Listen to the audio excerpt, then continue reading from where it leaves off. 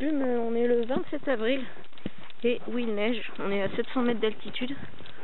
Donc il y a une épaisseur d'à peu près 10 cm, voire plus à certains endroits. Et la neige est drue, comme on peut le voir peut-être. Je suis obligée de protéger l'appareil photo. Donc on peut voir, ces conditions sont rares. Et voilà, c'est juste une petite vidéo pour montrer la neige. Par exemple, si on peut regarder, voilà ce que ça donne. Voilà, c'est ça. On le voit derrière, je cours loin là-bas. On arrive, je sais plus exactement où c'est parce que c'était en été, donc on se rend pas trop compte.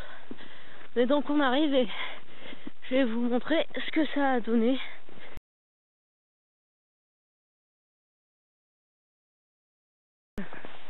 Ça donne ça là.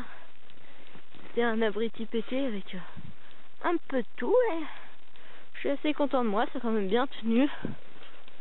Après c'est vrai que c'est quand même humide et tout, mais ça a bien tenu, hein. On peut le voir sous ses différentes formes, on est un peu plus loin aussi. Du coup ça donne ça. Voilà, ça.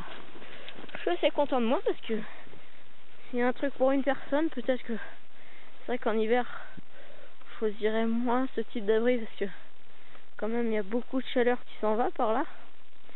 Mais c'est sûr que pour un abri été, genre passer à la belle étoile, et s'il pleut quelques gouttes pendant la nuit ou au moins la rosée, ça le stoppe, c'est ce que je choisirais, je pense. Voilà.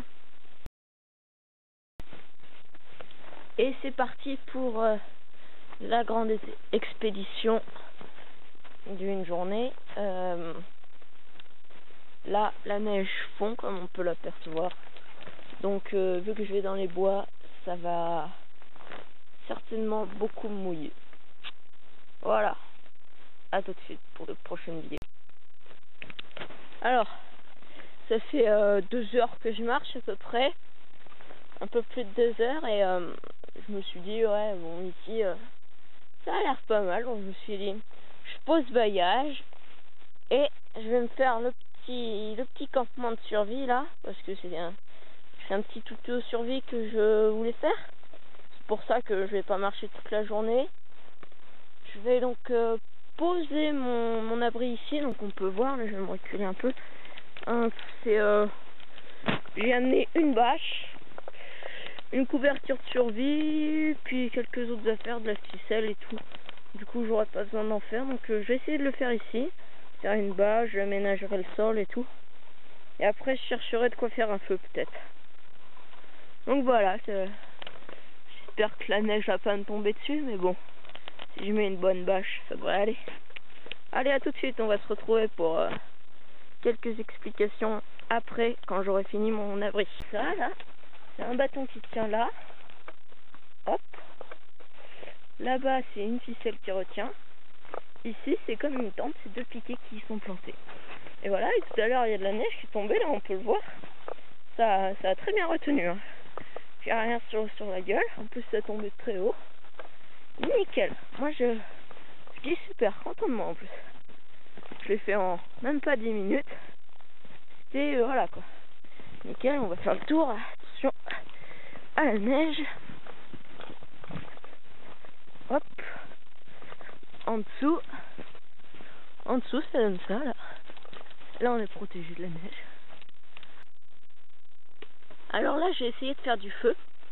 Alors comment on fait? Le feu, on est déjà, moi j'ai trouvé de l'arbre mort là. C'est vraiment tout mort ça.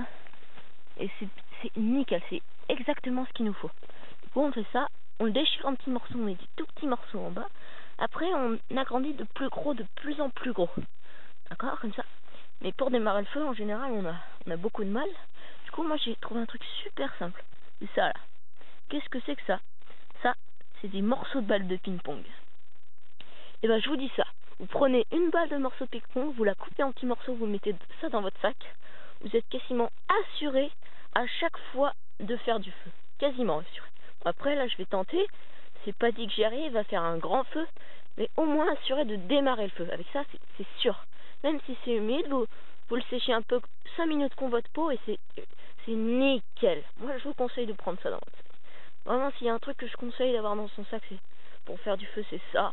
Et plusieurs types d'allume-feu. Après vous choisissez ce que vous voulez, mais je vous conseille d'en avoir plusieurs et à différents endroits. Voilà, mais pour la trousse de survie, on verra ça un peu plus tard. Bon, allez, j'essaye et puis je remets la vidéo en marche. Alors voilà, j'ai réussi à allumer mon feu. Donc je fais sécher mes gants et tout. En même temps, j'ai mis à sécher du bois un peu humide. Et du bois qui tiendra mieux si s'allume plus fortement. Là, je vais retirer mes gants noirs parce que ça fait longtemps qu'ils y sont. Et puis là, vous voyez peut-être pas de flamme, mais bon, comme le proverbe dit, il n'y a pas de fumée sans feu. Donc ça montre bien qu'il y a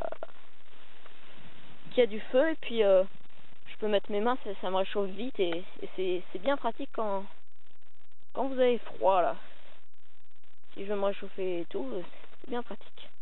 Bon, allez, salut!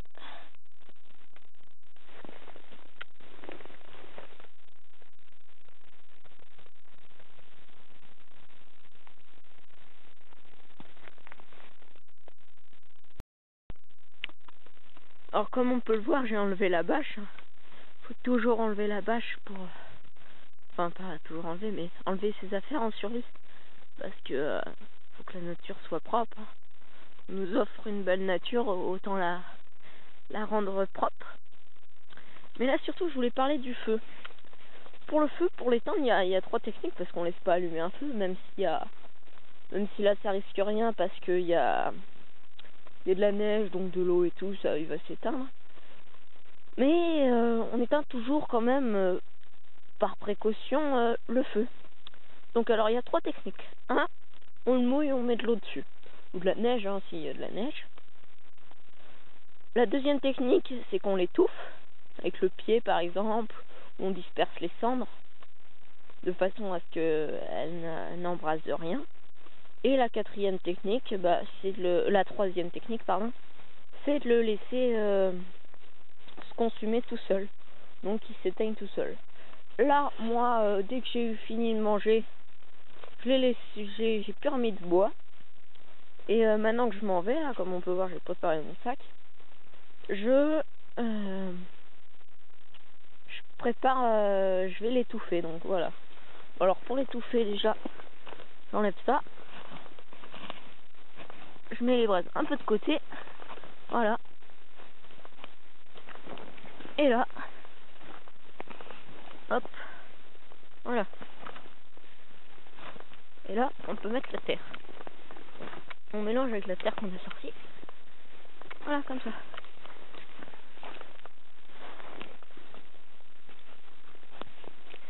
Donc voilà, c'est... Là, dans 30 secondes, il sera éteint. Voilà. Toujours génial d'admirer la vue. C'est vraiment nickel.